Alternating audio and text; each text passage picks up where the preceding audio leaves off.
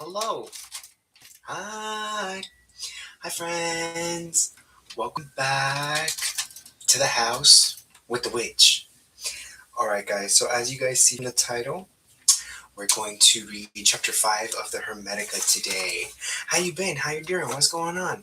I hope you're having a wonderful day. It's been a really good day for me over here. I hope it's a good day for you. All right. So, chapter 5. Let's get into it. I'm super excited.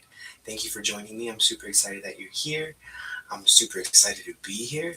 Let's get cracking. So we got the Hermetica, chapter 5. So chapter 5, we're going to talk about the living cosmos. So we're going to we're reading the Teacher Cornerstone Editions by Timothy Freak and Peter Grandy. So I think I talked about it last time. They have like this is a type of series of books. Like they go into ancient texts and old documents and help break it down. So in their breakdown, they have like a little introduction in the beginning, and then the ancient text to follow. So let's read it together and let's learn a little bit more about the living cosmos. So in this chapter, Hermes succinct. I haven't read this yet. Well, I haven't refreshed my memory with this one yet, so we're reading this together. So, in this chapter, Hermes succinctly outlines the essence of his philosophical ideas and paints the picture of the cosmos as a living being teeming with life. So, in the beginning, there is unity. Unity separates into two fundamental forces, which, like the negative and positive poles of a battery, generate everything. Hermes describes them as light and life, which become mind and soul, which experience them as thoughts and feelings. The oneness of God is both light and life. These two forces are the parents of the mind of the cosmos. This was experienced by Hermes in his original mystical vision as the Word, which calmed the dark waters, the fundamental laws of nature which bring order to chaos. The physical cosmos is a perfect reflection of this ordering principle, the mind of the cosmos. The mind of the cosmos, the world, is in turn a reflection of God. Just as a spoken word reflects the intention of its speaker, since God is all goodness, the cosmos is therefore also good. How good, no? Because the cosmos is made in the image of its creator, it too is an immortal living being. It is therefore impossible that any part of it can be dead. At its conception, it was filled with energy, with which, as modern science has now proved, can neither be created or destroyed. Unlike the myriad forms that it passes through, energy itself is immortal. God is the source of this energy, which, through the laws of nature, create life. The cosmic mind receives energy from God and gives it to all the things within the cosmos. Through this process, the cosmos is completely saturated with soul, the life force. Everything in it is alive. Nothing is dead, not even so called inanimate things. The cosmos is a great living being, which in turn gives life to all the lesser beings it contains. It is the whole which nourishes its parts, like a parent caring for its children. Ooh, all right, so let's get into it. So, the living cosmos, chapter 5 in the Hermetica. So, that was preamble. All right, so the primal mind, which is life and light, being bisexual, gave birth to the mind of the cosmos. The primal mind is ever unmoving, eternal, and changeless, containing within it this cosmic mind, which is imperceptible to the senses. The cosmos, which sense perceives, is a copy and image of the eternal cosmic mind. like a reflection in a mirror. First of all, and without beginning is a tomb. Second is the cosmos, made in his likeness. As the cosmos is a second God, it is also an immortal being. And because everything in the cosmos is part of the cosmos, it is impossible that any part of it should die. The cosmos is all life. From its first foundations, there has never existed a single thing which was not alive. There is not and has never been and never will be anything in the cosmos that is dead.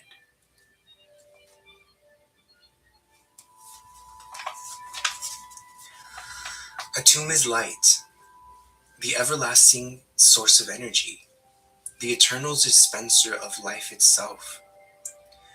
Once every once energy has been dispensed, its supply is governed by the eternal cosmic laws. The cosmos has its being The cosmos has its being within the eternal energy from which all life issues, so it is impossible for it ever to stop or be destroyed. It is contained and bound together by eternal life force. The cosmos dispenses this life to all the things within it. It has a total movement.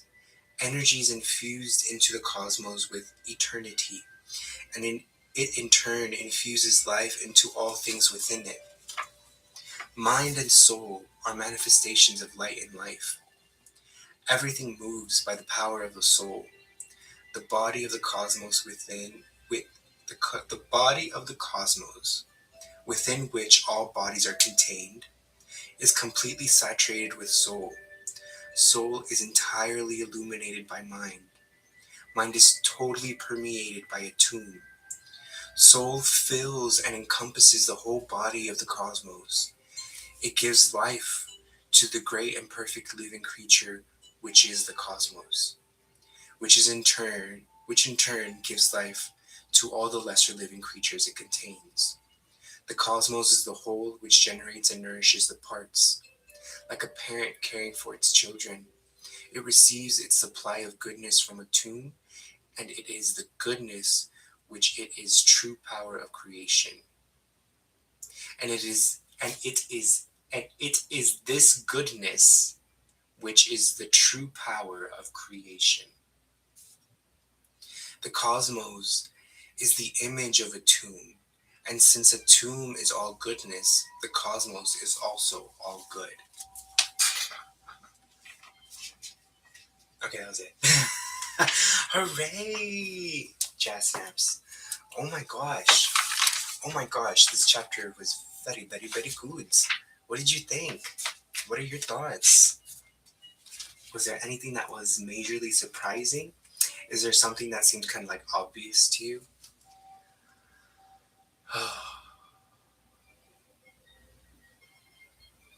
All right, so let's pull some cards. Let's see what Thoth and Atum wants us to know and take away from this chapter. Let's see, let's see.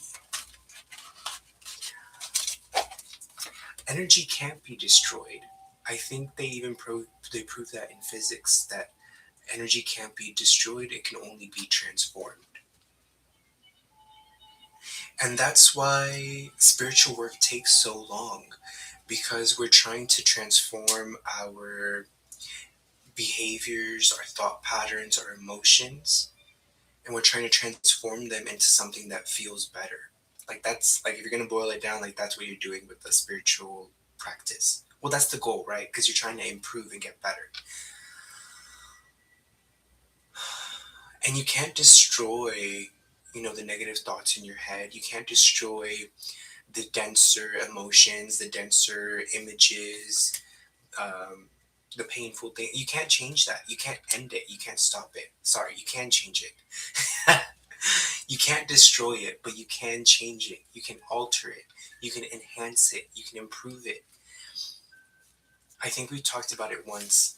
If you ever check out Abraham Hicks, if you've ever been into if you like guided meditations and this type of conversation, check out Abraham Hicks. Like a lot of the information that I get comes from her and her teachings. Like she's just fantastic. Where was I going with this?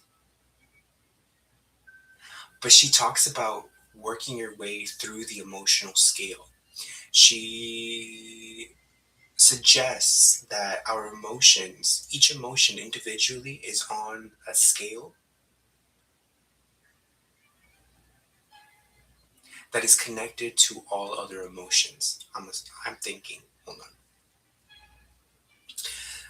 Because we've talked about it before, like where would you take jealousy? You might take jealousy to frustration, and you could take frustration to inspiration, and you could take inspiration to a brand new idea that gets you something new. So same type of thing. Like when you're trying to change your behavior or your thought patterns or your emotions, you can't stop the emotion. You can only change it. You can change anger to motivation pretty easily. You can change hate into fear, which you can change into unknowing, which you can turn into deeper understanding, and you can turn into inspiration, and you can turn into, something brand new. So you can't destroy anything. And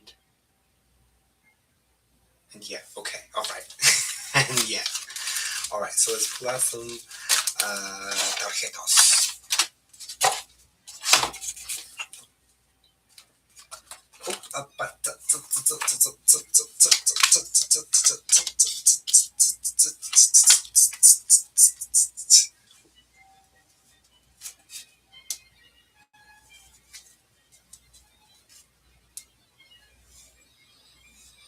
All right.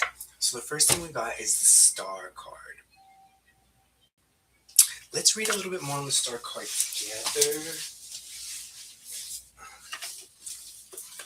I think the star card talks more about pinpointing energy in your life or highlighting certain type of energy in your life. Could be wrong. Let me check. Okay. So the star card. Let me pull it right here. Y'all can look at the back. Okay, so the star. So in the upright key meaning, it represents hope and healing. In the reversal, it could represent loss of faith, disconnection from source. So if you're wondering like what that life source energy feels like and what it would be like in your own temple, in your own body, in your own being, it comes from the feeling of hope, and it comes from,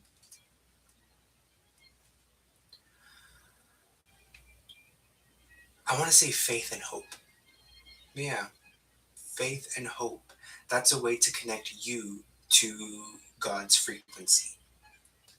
If you feel so disconnected from God, and if you feel so disconnected from, the greater being, um, a way that you can connect yourself to God is by meditating what you're hopeful for, what you're excited for, what you feel faith for, what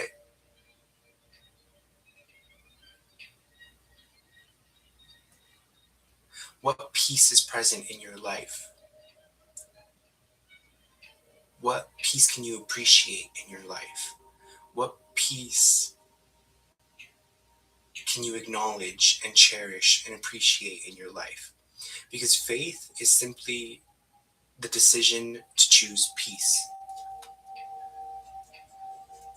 Because you understand that God is God, and God's got your back, and whatever is happening, it's God's plan. You know? All right, so okay, so the star lights the path to healing by pouring the light of the cosmos onto Earth. Okay, so we also got the Knight of Pentacles in the reversal and the Page of Cups in the reversal. I'm being okay. We talked. I've mentioned it briefly, but God isn't a dude up in the clouds, in a castle of clouds, in a white robe with a big beard, looking at everyone down from heaven and judging our actions.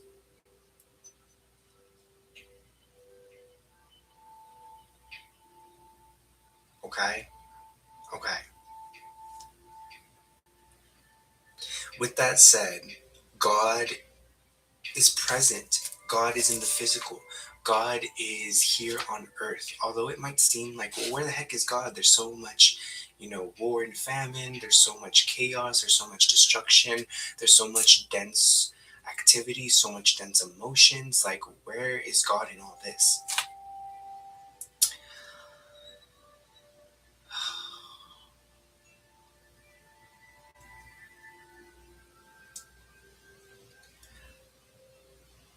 But God is in the revelations that these experiences bring about, like the coming to God moments, the inspirations for new ideas, for new acts of kindness, for new ways of treating each other, for wanting new things.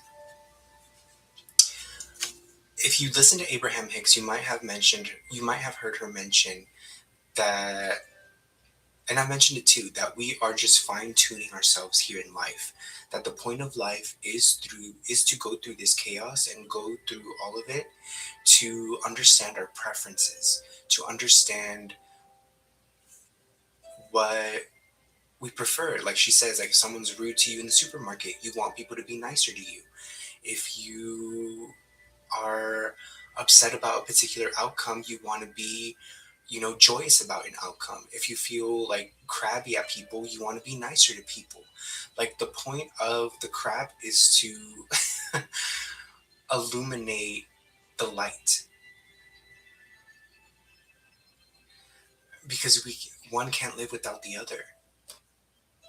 With all of the upheaval and the dense situations going on amongst different countries and amongst different people on the planet, with all that happening, cultural movements happen, um, artistic movements happen, new music is created, new fashion is inspired, new topics of study are invented or discovered, um, new places on the planet or in the world are discovered. So much happens from so much chaos in the world. And sometimes it feels very scary while we're in it because we're in it. But what we're being asked to do is view what's going on through God's lens and ask ourselves genuinely and unsarcastically, where is the light in all this that I'm seeing? Where is the light? And how can I, tune into the light and be a part of the light and expand the light? And that's a way of not being overcome by the darker, more dense um, attributes of whatever it is that we're experiencing, whether it's a sad story on the news or a not so great article in a newspaper or whatever. Okay? But what I'm understanding is that it's here on earth. We're going to read a little bit more on the Knight of Pentacles together, too. Let's see. Okay.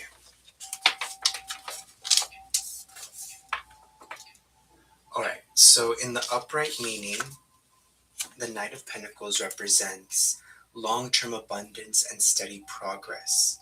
In the reversal, it represents hesitation and complacency,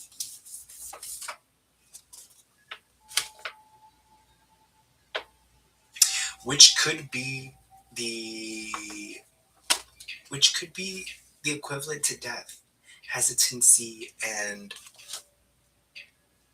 complacency. Because I guess, okay, because we learn in this chapter that death doesn't really exist, but what does exist is stagnation, complacency, depression, which is just halting. which is just stopping growth, not ending it, but just halting it for a moment, hindering it and stopping it. Oh my gosh. What's keeping your connection to God from truly flourishing is the hesitancy that you are accustomed to approach the conversation about God with. And it's so true. Oh my gosh. The more I go down this spiritual path, the more beautiful moments that I experience where I can affirm that, I am walking with God. God is listening to me. God does care about how I feel. God does want me to have a good life. And those realizations usually come after a quote unquote effort moment where I just let go and let God and say, you know what, let me just trust and have a little faith here. And then something beautiful happens.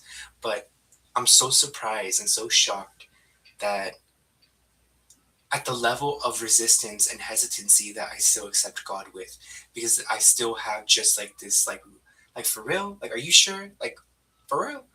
Type thing. You know what I'm saying? And that might be, well, that is very common. And I'm not hearing that Atum is upset. What I'm hearing is that's intentional, that he orchestrated that hesitancy in us because he wants us to be arrogantly determined and committed to choosing to believe, anyways.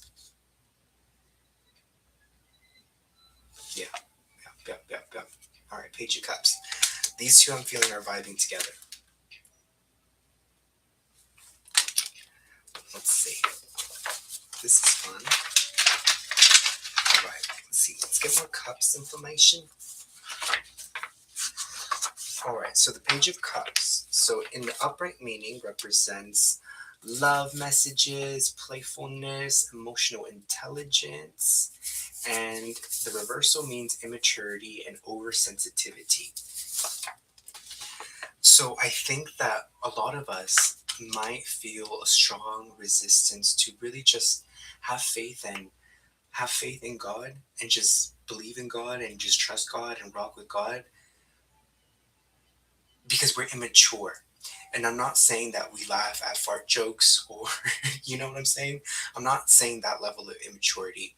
What I'm actually saying is there's a level of immaturity on the planet where it seems like okay to laugh at love, to laugh at warmth, to laugh at kindness.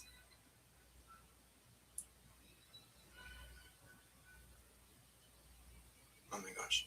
I'm thinking of this video that I saw by, I think it has, I think it's Logic, where he says, yeah, the exact same thing, that we laugh at like love and kindness and being a good person and view that as corny and just not cool. And how uncool that just is.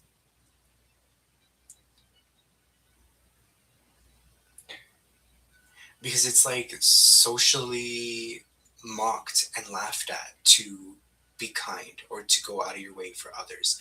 Like, you know what I mean? Oh my gosh. Yeah. Oh my gosh. Being called out, says I. All right. So, what is it that you're telling us? So, this is the State of the Union, I hear.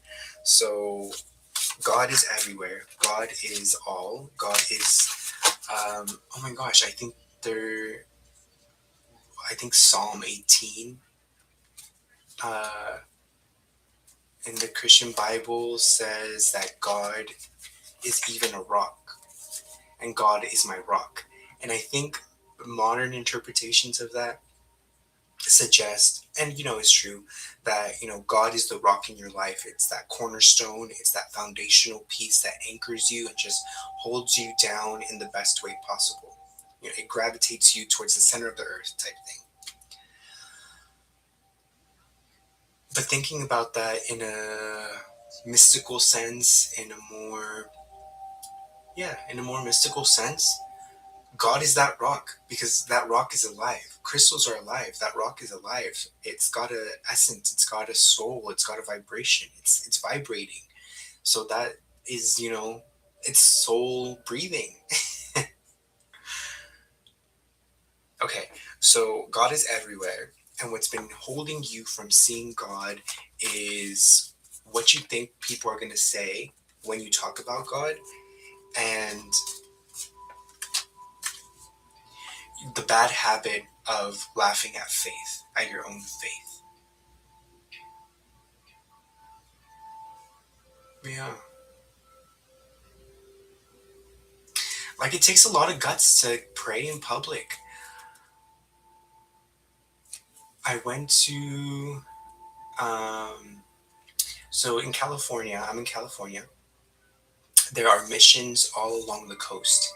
And these missions, I'm sure you know and remember, were established during the 19th century, the 1800s, I think even before that.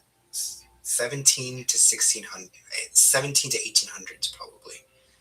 And these missions were put along the coast of California to essentially colonize the native peoples that are living in these lands and convert them into Christianity.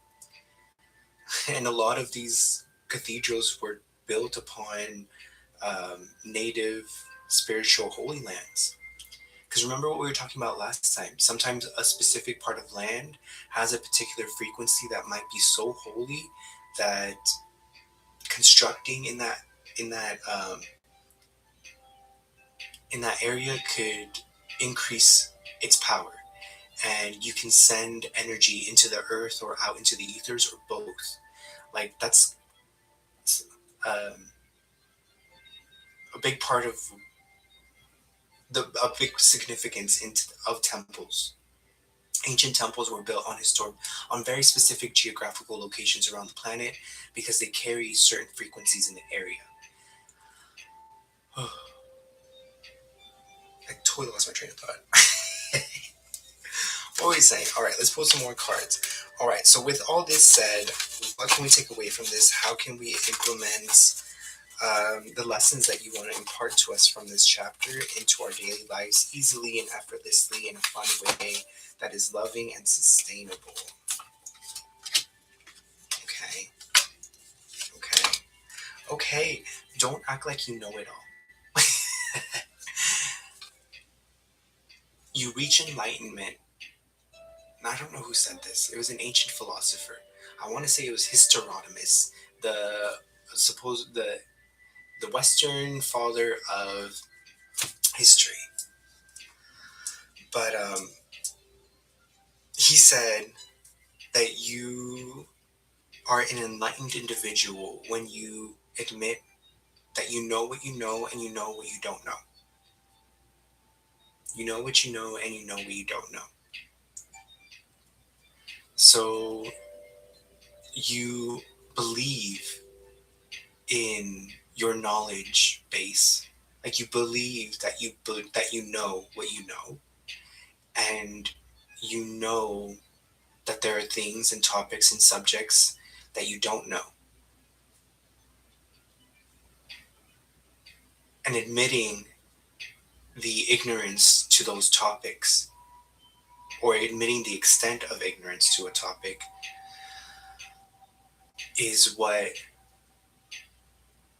can establish an. Oh, hold on, sorry.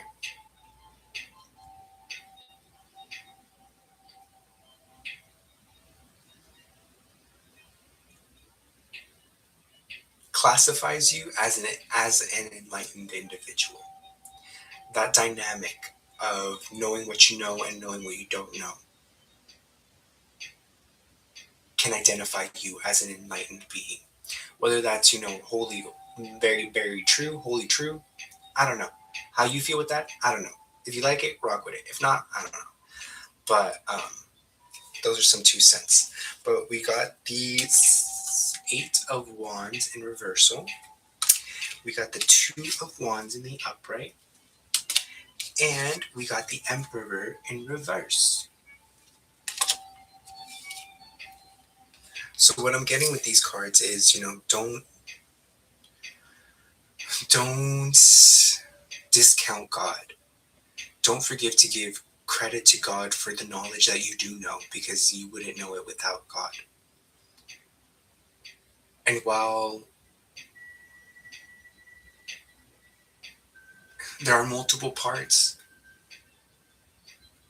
and they're all connected. Oh my gosh, hold on. While there are multiple parts and while they are all connected, they are all also individual beings with individual identities, because they're different facets, they're different projections of the same thing. Like a diamond. The light that comes from the diamond is from the same stone, but the particular angle or the particular clarity that you're getting is individual, but they all shine in a very similar way. Okay. What else, Mamo? Because I'm thinking like, okay, the body is a great way to understand like everything that we're saying. So, because in here it says,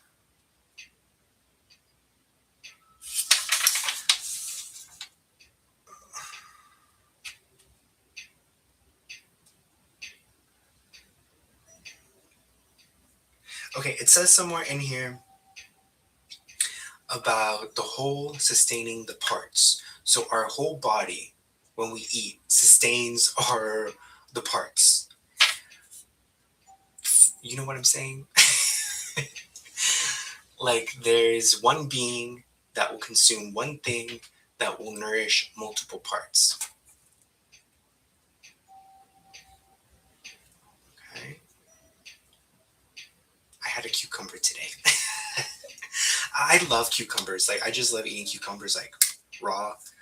Just I know everyone likes to put lemon and everything and like tahini and salt, and I love it like that. It's delicious. But sometimes when it's particularly hot out or like summer like, or I just feel like I need some hydration, I love eating a whole cucumber because it gives you just total body hydration. Because yes, there's a bunch of water in the cucumber, but there's so much water that it's like crunchy that it's like that I don't even know how to explain. Like it's whole, like it's denser than water. Like it's not like water's consistency. Like there's a bite to it. Like there's thickness and density within a cucumber.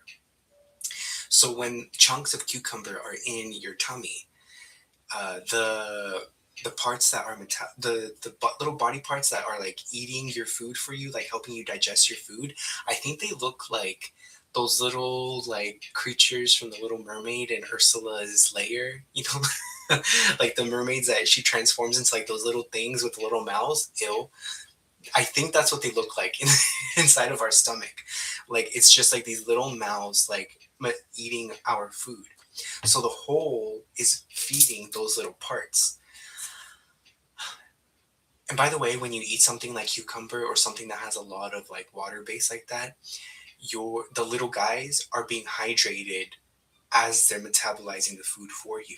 So that's why it's really good to eat cucumber, like water-based vegetables, or just like vegetables. Like eating vegetables is a good way to keep your body fully hydrated, because yes, your body's absorbing the water from that, but it's also absorbing water as it's breaking down your food. So it helps you break it down easier, it helps you pass it along easier.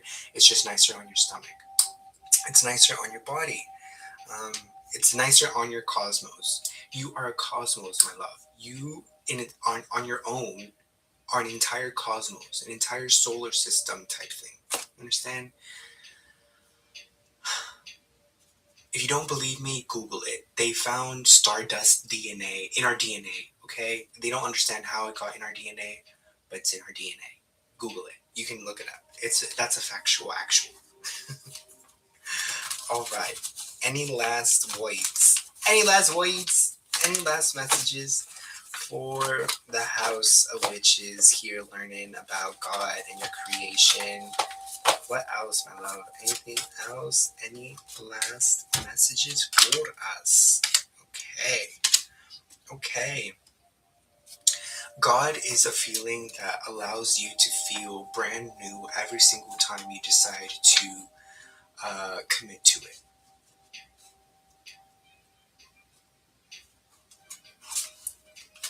We got the devil in the reverse, which is giving me life vibes. We got the Eight of Cups, which is giving me walk away from the BS vibes. And we got the Ace of Pentacles, which is giving me new beginning vibes. So it gives me the feeling that God really is that feeling that gives you a new beginning every time you decide to commit to it. It's a rebirth every single time. It's a falling in love every single time. It's a new relationship every single time. It's a richer relationship every single time. Um, which makes God so much fun to work with and to be with and to talk to. If you're the type of person that talks to yourself a lot, you're probably having a conversation with God. If you feel like that conversation is funny and exciting and kind and warm and loving and just something that you want to participate in, it's probably a conversation that you're having with God. Excuse me. If that conversation happens to leave you feeling a bit unconfident or scared or like you don't want to proceed or you just feel like stagnated, that's probably a conversation that you're having with an inner demon and one of your inner demons. And don't be scared of your inner demons. They're just bad habits, okay? They're just bad habits. And habits can be changed and broken. And they say you only need 30 days to change a habit, but honestly, you can change it in like 30 seconds with just a commitment. All right. This was fun. All right. So, yeah, God is that questioning feeling that you have within you, that feeling that you just feel a bit of awe and wonder. Commit to being in the awe and wonder, and don't subscribe to the idea that you need to fully understand the awe and wonder for you to be considered an intellectual person. Intellect is about intensity of focus, not extensity of information. Does that make sense? Intelligence is intensity of cognizant focus and attention and awareness. Persistent and determined focus and awareness and attention towards one thing.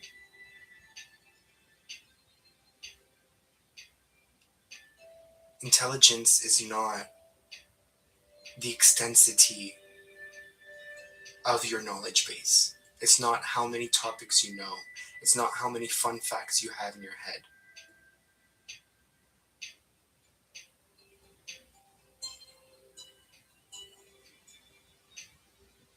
Hmm. Okay. I'm getting a comparison in my head of like quality versus quantity. Like, who's really the kinder person?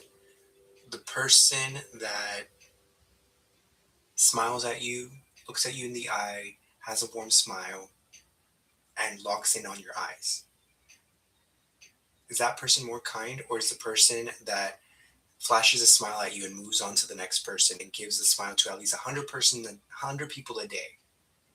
Is that person more kind because they smiled at more people? But who made the more genuine connection? Who made the more real connection?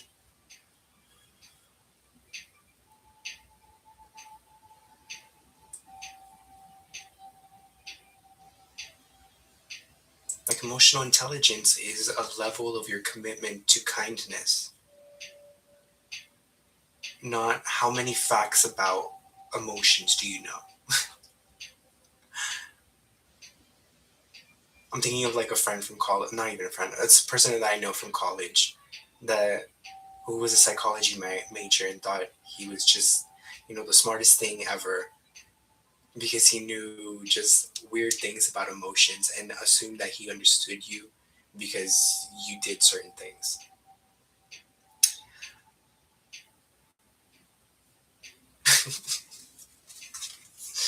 All right, middle card, the sun. In everything that you do, there is a good feeling. There is a good feeling. The best way to catch that feeling, please in the morning, when you wake up, ask yourself, how's that good feeling of mine feeling? Even if you don't believe that you have a good feeling, asking yourself that question like that automatically assumes that there's a good feeling within you. If you want to have a good interaction with someone, say, hey, good morning, what's up? How's that good feeling within you feeling today? Good evening, how's that good feeling within you feeling today?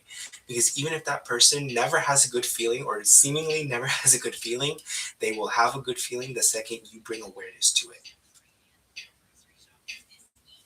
Right? I'm fine. Oh my gosh. Okay. All right, my loves. Well, this was fun. I hope you found this informative and enjoyable and just fun. I've been having a lot of fun reading these and learning with you guys and growing. So I hope you have been too. I hope you join me next time. I'll be here hopefully next Friday, if not at some point on the weekend, for our next chapter. Okay? Follow me on Instagrams, The House Witch. Subscribe and make sure you like the video and add a comment and tell me what your favorite thing was. Okay? All right. I love you. Be safe. Have fun. Bye.